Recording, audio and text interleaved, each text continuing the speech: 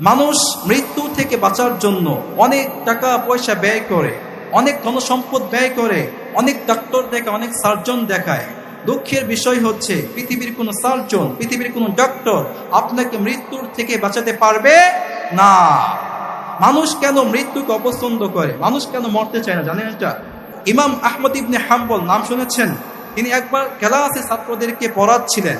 এক ছাত্র সেজেনলি ইমাম আহমদকে প্রশ্ন করলো, ইয়া উস্তাজুল কারীম লিমা তুকরিহুন নাস আল মাউত, উই টু পিপল হ্যাডেটস, মানুষ কেন মৃত্যুকে অপছন্দ করে?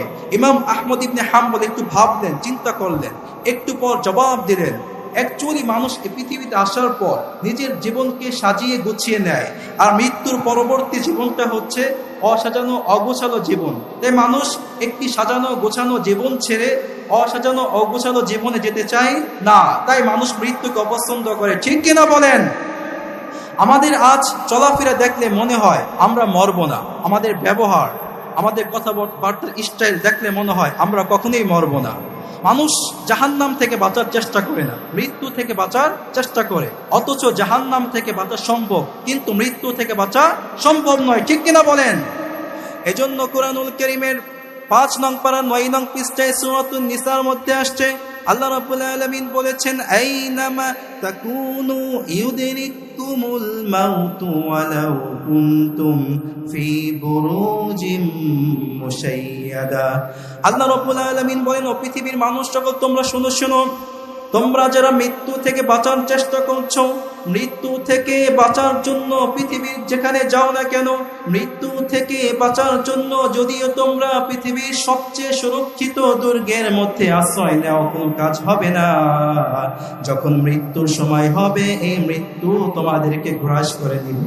আওয়াজ করে বলেন ঠিক কিনা? এই পৃথিবীর মধ্যে সবচেয়ে সুরক্ষিত দুর্গ হচ্ছে ফোর্ট নক্স। ভৌগোলিক দিক থেকে ইউনাইটেড স্টেটস অফ আমেরিকার লুইসভিল শহরে দক্ষিণে অবস্থিত। মার্কিন যুক্তরাষ্ট্রের ৩০০ বিলিয়ন সমপরিমাণ ডলারের সৈন্য সেখানে মজুদ করে রাখা আছে।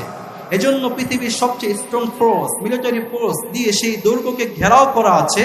জাস্ট ইমেজিন, আপনি মৃত্যু থেকে বাঁচার জন্য সেই ফোর্ট নক্স দুর্গে আশ্রয় নিয়েছেন, কোনো লাভ হবে না। যখন মৃত্যুর সময় হবে, পৃথিবীর কোনো ডক্টর, কোনো সার্জন, কোনো চিকিৎসক, কোনো স্ট্রং ফোর্স, কোনো মিলিটারি ফোর্স, কোনো এয়ার ফোর্স আপনাকে বাঁচাতে পারবে না। ঠিক কিনা বলেন?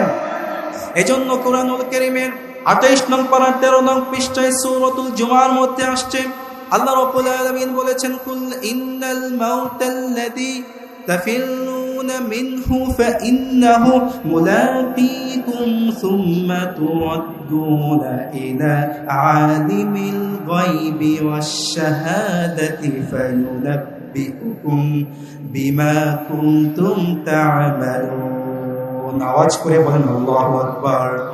ও মুহাম্মদ, সে the deaths from which you flee will overtake you.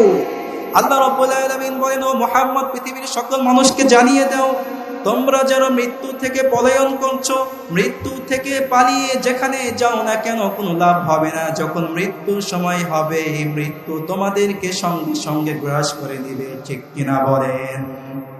এই পৃথিবীর মধ্যে কোনো রাজা বাদশাহ, কোনো স্ট্রং ব্যক্তি, কোনো প্রভাবশালী ব্যক্তি কেউ বাঁচতে পারেনি।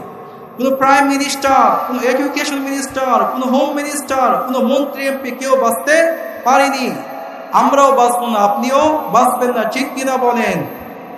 পৃথিবীতে কেউ স্থায়ী হয় না, হোক না সে ফেরাউন কিবা নমরুদ, কেউ ভবে চিরকাল রয় না, কেউ ভবে চিরকাল রয় না। ঠিক কিনা বলেন? চলে যায়, সব ছেড়ে যেতে হয়, মৃত্যু মানে না কোনো পরিচয়। ঠিক কিনা? সব রাজা মহারাজা আর মহাবীর, কাউকে সে অবকাশ দেয় না। পৃথিবীতে কেউ তো স্থায়ী হয় না, হোক না সে ফেরাউন কিবা নমরুদ, কেউ ভবে চিরকাল রয় না, কেউ ভবে চিরদিন থাকে না। আমরা কেউ চিরদিন থাকবো না, কেউ এই পৃথিবীর মধ্যে চিরকাল থাকবো না।